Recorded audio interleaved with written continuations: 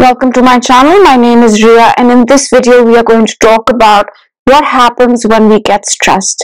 But before we begin, I do request you to hit the subscribe button and the bell icon so that you can be notified every time I post a video.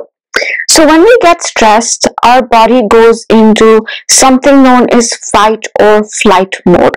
Right now, this is a survival mechanism. It's a survival mechanism to respond to life-threatening situations. For example, earlier on, if we sense that our life is in danger, if there's an animal, our body would gear up to respond to the threat of the animal, right? So different reactions would take place in our body, enabling it to get into this energetic mode where we feel ready enough to run away, flight, or stay back and fight, right? So fight and flight mode. Either we want to fight or we want to just take off, run away from the situation. Either way, our physiology changes when we get stressed. So these days, it's highly unlikely to face a life-threatening situation like an animal chasing you, but the mechanism, the response to stress is still the same. These days, triggers of stress include work, job, general life, problems that occur from day to day. But our response does not change. So in this video, I want to talk about 7 things that happen when we get into this fight or flight mode, when we get very stressed out. So the first thing that happens is that you might find yourself breathing much faster when you're stressed out, right? You may be breathing a lot more faster actually. So that's the first thing that happens when we get stressed. Our breathing changes. So one way where we can figure out, are we stressed? Are we not stressed? Is by just paying attention to our breath. And perhaps by slowing it down and focusing on our breath, we might be able to reduce our stress level. So that's the first thing. The second thing that happens is that during this mode, fight or flight mode, we're getting ready to either fight or we're getting ready to run away, right? So either way, our body requires energy. So what happens during stress, what happens during fight or flight mode is that the body converts glycogen to glucose to give us energy. And this can lead to high blood sugar. So one of the reasons for high blood sugar is also stress, is also being in this fight or flight mode. And that's because the body is getting ready to run or fight, and it requires energy to do so. So this is the body's way of priming itself with the energy, right? This also happens because during fight or flight mode, our body releases the stress hormone cortisol. It releases adrenaline. So these hormones also lead to high blood sugar so that we have the energy to run or fight. That's the second thing. The third thing is that the bladder relaxes, right? And what happens when the bladder relaxes? We want to go to the bathroom, right? That's what happens. So during extreme stress, you may feel the urge to go to the bathroom, right?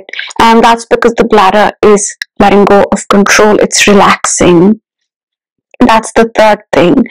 The fourth thing that happens when you're very stressed out is that you might find your hands are shaking, right? So that's also something that can tell you that, okay, this situation is something that's stressing me out. This conversation is something that's stressing me out. Faster breathing, hands shaking, feeling more alert, more energetic, ready to fight or run away.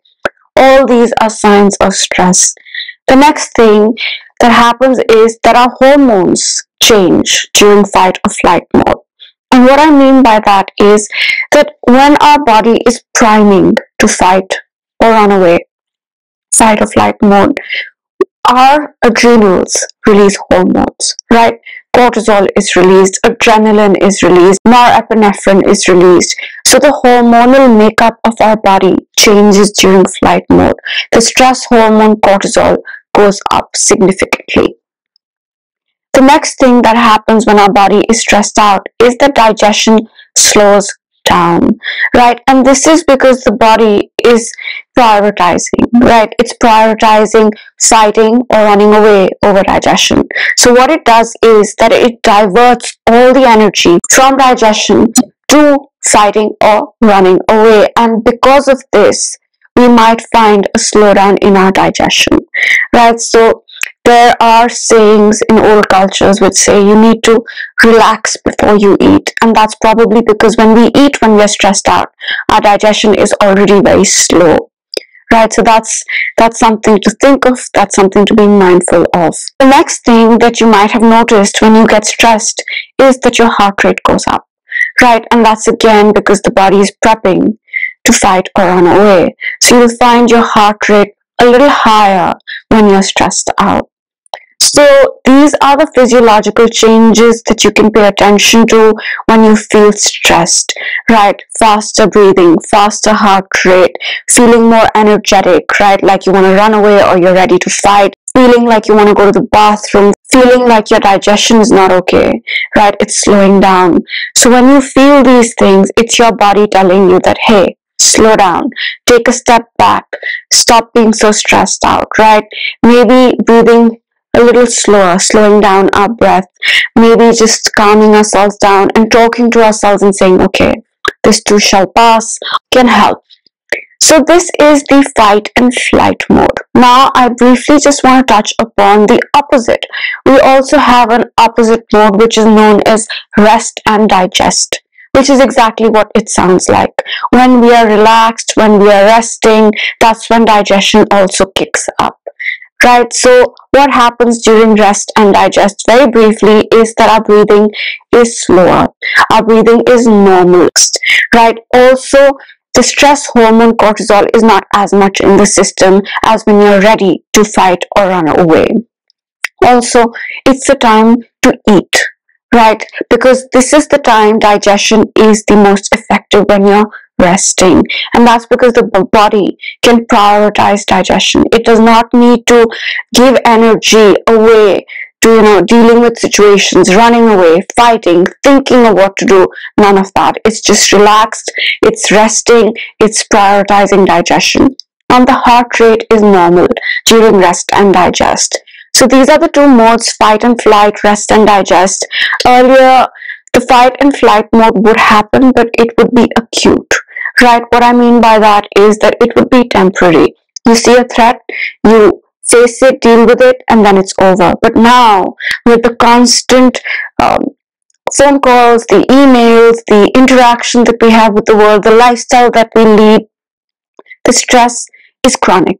It's not acute. It does not go away. It's building, building, building, and chronic stress, being in this fight or flight mode all the time, can be extremely damaging. So it's important that we rest and digest as well. Take time out mindfully, slow our breathing down when we're feeling like we're getting stressed. That works for me at least. So I hope you enjoyed this video. I hope it was useful in some way. If it was useful, do subscribe to this channel, do give it a like, and if you think somebody else can benefit from this video, do share it with them. There is a share button on YouTube that you can use. Now I will see you in my next video. I hope you have a great day, and just as an end note, slowing down the breathing really helps cope with stress, at least for me, just paying attention to the breath. Now I will see you next time. Have a great day. Bye.